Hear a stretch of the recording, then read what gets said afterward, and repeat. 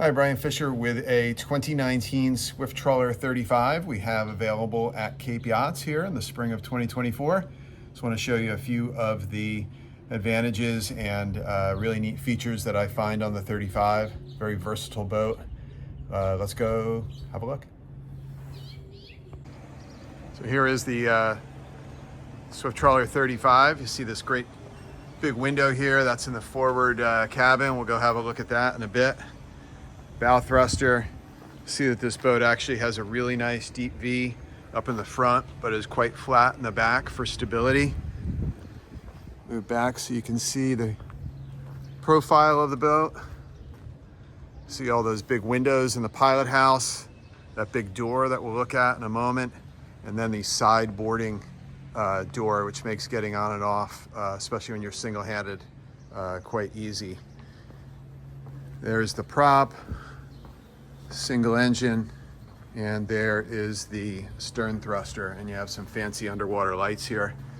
See this nice swim platform. You can see how deep it is, as well as the integrated dinghy davits. And we'll see when we get up there, but this door right here, like barn doors, both open up so you get nice access to the swim platform. I guess it's a good place to also look up underneath the hardtop, or not really the hardtop, but the extension on the pilot house roof. That's the hatch door to get up to the fly. You see a nice overhead handle. You have some integrated lights and speakers all up in there. Really nice design. You see this boat has the nice teak cockpit flooring, just flows right out onto the swim platform with those nice barn doors open. And again, the dinghy davits that are retractable, they flip up and they actually go straight on down. Nice ladder going up to the fly bridge, nice and secure. And then we'll walk through the sliding glass doors in a moment, which open almost completely. So it's one of the features that I like the most about the Swift Trawlers is just the full integration of the cabin into the cockpit. Just walk straight on through these great big doors here. Great wind flowing through. If you have the side door open, there's a hatch over on the port side here as well. This is that table, that actually innovative flip top table, so it securely goes out of the way. And then that nice comfortable sofa folds out and becomes an extra berth should you need it. Little TV over here, of course. Nice galley that's central to the boat. Nice comfortable place to do your cooking, if that's what you like to do. Handholds overhead. Remember, this is a trawler. It's really meant to go places and absolutely very capable. Here you have the helm station, which has a flip down bolster seat. Little step to hop on up. And then that's your view from the helm. One thing you'll notice is looking out over here, and then another window back here that's over 180 degree sight lines just from sitting here, and then of course straight out the back. So very capable boat offshore, great visibility. You have your display here, single engine control, bow and stern thrusters, single Cummins engine. It's all right here, and you can get things for yourself when you need a snack, because it's just that close. So I know we were talking about single handing and the ability to easily do so. So one thing, you know, when you're here at the helm, it has a nice generous place to stand when you're docking the boat. Again, you have your controls right here, but you always have that ability. I have the door open now to talk to people on the dock, to step out, have a look, step back in, bring your boat into the dock, and then when it comes time to step off or while you're at the dock, you have this door that I have in the open position here that you would always use.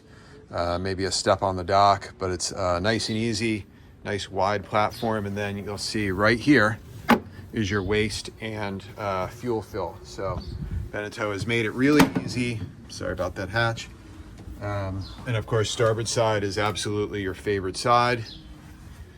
That's where all the action happens, plenty wide. And again, you look at the dock, come right back in here, right back to your controls. So one thing about the 35 is the versatility to use as a couple's boat or have another couple or friends and family on board. So we're just going to head down to the accommodations part of the boat. Here's the primary cabin with a very generous sized berth. Can step up on either side through some steps to get into the bed and out of the bed on the sides. Very generous under berth storage area.